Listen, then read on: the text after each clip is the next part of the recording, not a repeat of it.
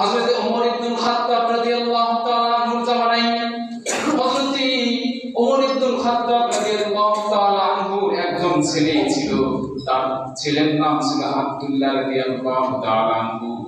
আব্দুল্লাহ রাদিয়াল্লাহু তাআলা আনহু তিনি দূরে থেকে তিনি মিশরের মধ্যে পড়ালেখা করতেন, আর মিশরের গভর্নর হিসেবে তিনি দায়িত্বশীল হিসেবে তিনি ছিলেন, তার নাম হযরত আমর ইবনে আস রাদিয়াল্লাহু তাআলা আনহু। এই আব্দুল্লাহ রাদিয়াল্লাহু তাআলা আনহু তিনি প্রত্যেকদিন শরবত পান করতেন। তিনি পানির মধ্যে খেজুর দিয়ে এই সকালবেলা যখন খেজুর ফুলে উঠতো ওই খেজুরটাও তিনি পান করতেন, ওই পানিটাও তিনি পান করতেন। কিন্তু ঘটনাক্রমে একদিন আব্দুল্লাহ রাদিয়াল্লাহু তাআলা আনহু ওমর রাদিয়াল্লাহু তাআলা আনহু ছিলেন পানির মধ্যে খেজুর দিয়ে তিনি আর মনে নাই, ব্যস্ততার কারণে কয়েকদিন অতিবাহিত হয়ে গিয়েছে। আর ওই খেজুর পানি একসঙ্গে কয়েকদিন থাকার কারণে খেজুর পানি একসঙ্গে থাকার কারণে নাবিস নামক একটা নেশায় রূপান্তর হয়ে গেছে। নাবিস একটা আলোর একটা নেশা জাতীয় একটা দ্রব্যের নাম, জিনিসের নাম।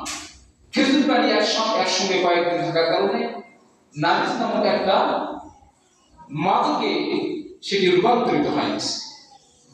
এই নাবিস নামক এই খাবারটি যখন ওমর রাদিয়াল্লাহু তাআলা আনহু ছেলে যখন পান করলেন, কিছুক্ষণ তিনি টলমল করলেন, তিনি বুঝতে পারলেন আমি তো নেশা জাতীয় দ্রব্য পান করেছি, আমার দ্বারা ভুল হয়ে গেছে।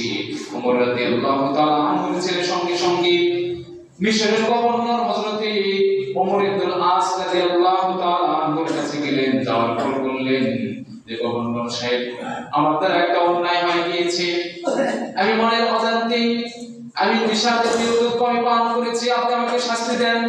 সঙ্গে সঙ্গে আমর ইবনে আস রাদিয়াল্লাহু তাআলা আনহু তিনি তাকান নাই, এটা প্রেসিডেন্টের ছেলে, সরকারের ছেলে, এমন গভর্নর তো হওয়া উচিত যে প্রেসিডেন্টের ছেলে না মেম্বারের ছেলে, চেয়ারম্যানের ছেলে, ইউপির ছেলে দেখার টাইম নাই। কোরআনের আইন হচ্ছে অপরাধ করেছে তাকে 80টি বেয়াদবি করতে হবে।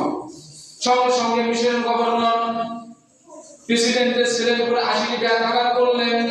আর এই খবর যখন হযরত ওমর রাদিয়াল্লাহু তাআলা আনহুর কান পর্যন্ত চলে গেল, ওমর রাদিয়াল্লাহু তাআলা আনহু সঙ্গে সঙ্গে তিনি তিনার ছেলেকে বাড়িতে আহ্বান করলেন, ডাকলেন।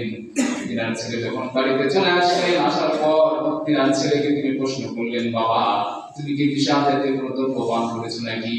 তিনার ছেলে উত্তরে বললেন, আব্বা আমি নাবিস নামক দ্রব্য পান করেছি।